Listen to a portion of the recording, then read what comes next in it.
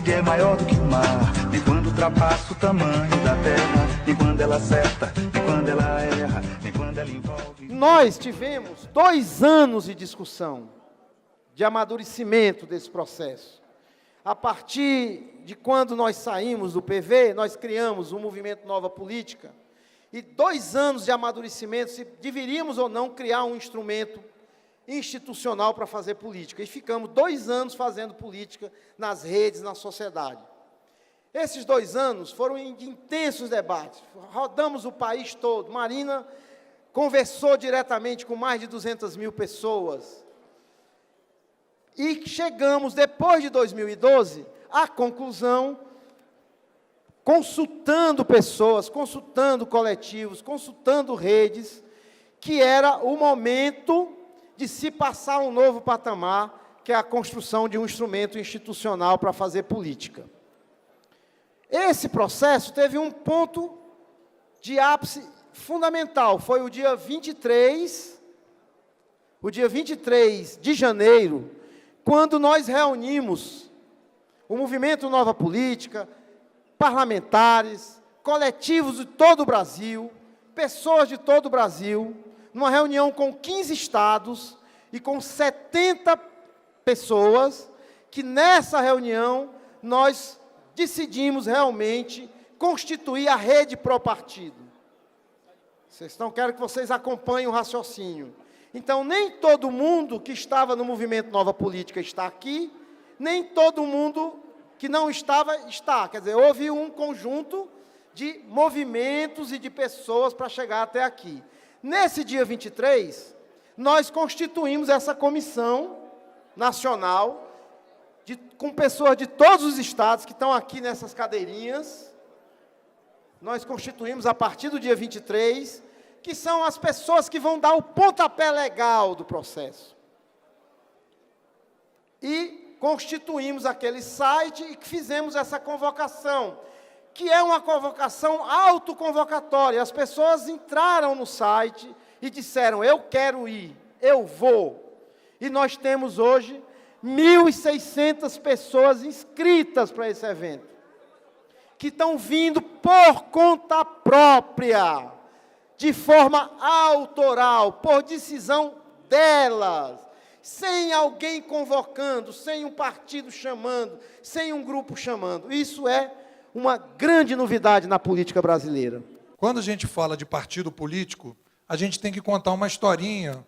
Por que essa representação política, por que este momento político hoje, a gente vive essa decadência? Porque a gente está fechando um ciclo que ele começa em 1800, com a Revolução Francesa, precedida da Revolução Americana, que foi a base que construiu o modelo de representação política que nós temos. Né?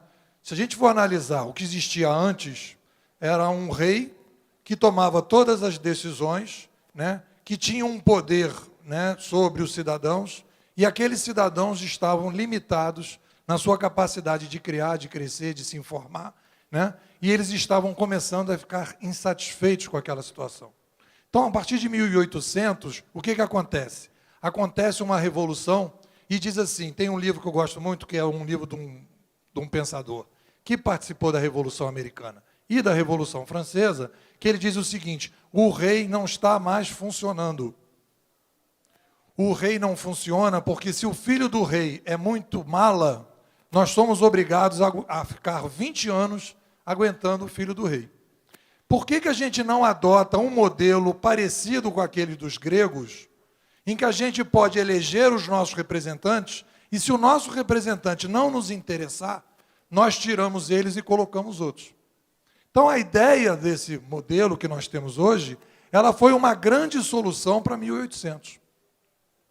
Só que em 1800, o número de pessoas que existia no mundo era 1 bilhão de pessoas. Nós vivíamos em cidades razoavelmente pequenas, comparadas com as nossas cidades de hoje. Então, a gente não deve jogar pedra neste modelo, porque este modelo nos serviu muito bem e nos tirou de uma série de problemas que nós tínhamos antes. O problema principal é que este modelo permitiu o crescimento populacional. Inventou modelos econômicos, sociais e políticos que permitiram a inovação, que permitiram que nós saíssemos de 1 bilhão para 7 bilhões de pessoas.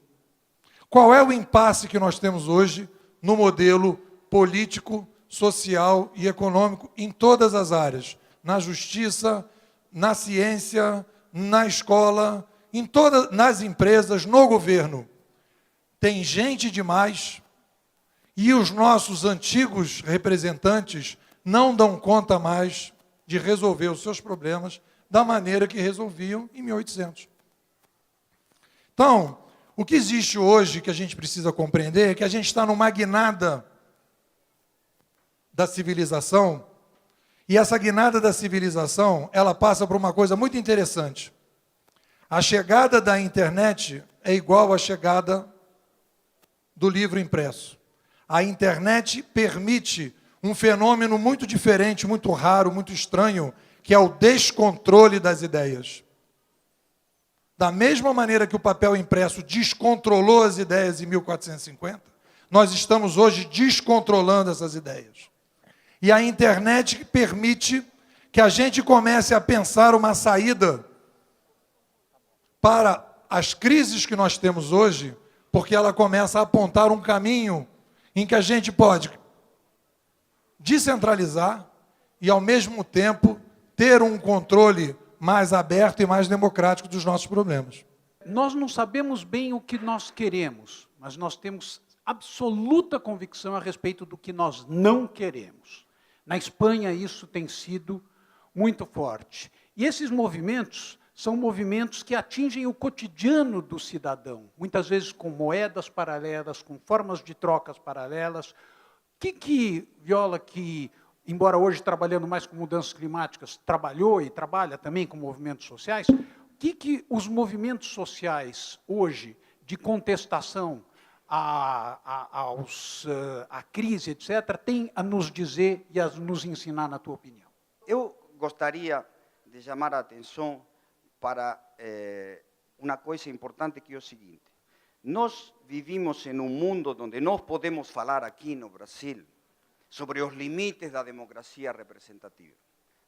Mas não devemos esquecer que uma parte importantíssima da humanidade não chegou ainda à democracia representativa. É decir, nós temos no mundo uma primeira grande divisão entre sociedades que viven sob regime de democracia representativa e sociedades que viven sob regimes autoritários. Esta fundação deste partido, que é um momento histórico na história do Brasil e na história das democracias, seria impensável, não poderia ser feita na China, na Rússia, em Irã, em Cuba. Desse ponto de vista, o importante é ver como a democracia representativa, seja na sua vertente de baixa qualidade, como é a nossa brasileira, ou seja na sua vertente de qualidade mais desenvolvida, como é a escandinava, por exemplo, onde a participação direta dos cidadãos existe já bastante. É decir, ela está sendo desafiada profundamente pelas esses novos movimentos sociais e as tecnologias e o desenvolvimento da individualidade, da diferenciação individual que a sociedade da informação permite. Nós estamos, nesse sentido, vivendo num novo mundo de extraordinária complexidade. Nesse sentido, com possibilidades extraordinariamente positivas, mas também com ameaças que nunca antes a humanidade viveu. Os limites planetários, dos quais o mais importante, a mudança climática, o déficit gigantesco de governança global. Nós temos hoje, basicamente, governanças nacionais que dialogam no mínimo comum denominador para evitar o caos extremo. E nós vivemos uma crise de civilização de uma profundidade extraordinária.